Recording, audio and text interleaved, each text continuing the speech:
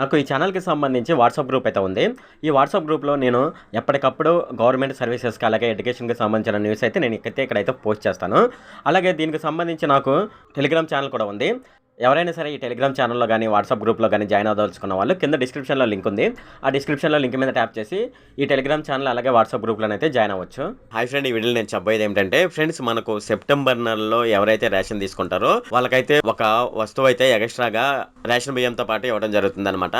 So ఆ వస్తువు ఏంటి అనే విషయాలు మనం ఈ వీడియోలో డిస్కస్ చేద్దాము. ఈ వీడియోలోకి వెళ్ళే ముందు నాదొక రిక్వెస్ట్ ఫ్రెండ్, అదేంటంటే ఈ వీడియో కనుక మీకు నచ్చినట్లయితే ఇక్కడ కింద ఉన్న రెడ్ కలర్ సబ్స్క్రైబ్ బటన్ మీద అయితే ప్రెస్ చేయండి. ఇలా మీరు రెడ్ కలర్ సబ్స్క్రైబ్ బటన్ మీద ప్రెస్ చేయడం వల్ల నేను చేసిన ప్రతి ఇన్ఫర్మేషన్ వీడియో అనేది అందరికంటే ముందు అప్డేట్ రూపంలో మీ మొబైల్కి అయితే చేరిపోతుంది.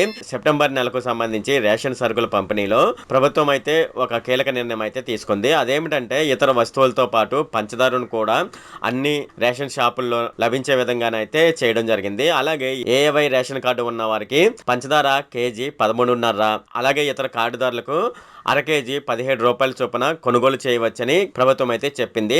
అలాగే తూనికలు, సరుకులు నాణ్యతలో లోపాలు ఉన్నట్లయితే 1967 అనే టోల్ ఫ్రీ నెంబర్కి ఫోన్ చేసి తెలియజేయాలని ప్రభుత్వం అయితే సూచించింది అనమాట.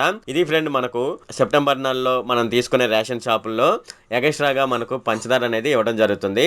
ఇది ఫ్రెండ్ ఈ వీడియోలో. ఫ్రెండ్, ఈ వీడియో కనుక మీకు నచ్చినట్లయితే ఇక్కడ కింద ఉన్న రెడ్ కలర్ సబ్స్క్రైబ్ బటన్ మీద అయితే ప్రెస్ చేయండి. అలాగే ఈ వీడియోని మీ ఫ్రెండ్స్ అండ్ ఫ్యామిలీ మెంబర్స్కి అయితే షేర్ చేయండి. అలాగే ఈ వీడియో సంబంధించి ఏమైనా కామెంట్లోని అనుకోండి, నాకు తప్పనిసరిగా కింద ఉన్న కామెంట్ సెక్షన్లో అయితే తెలియజేయండి.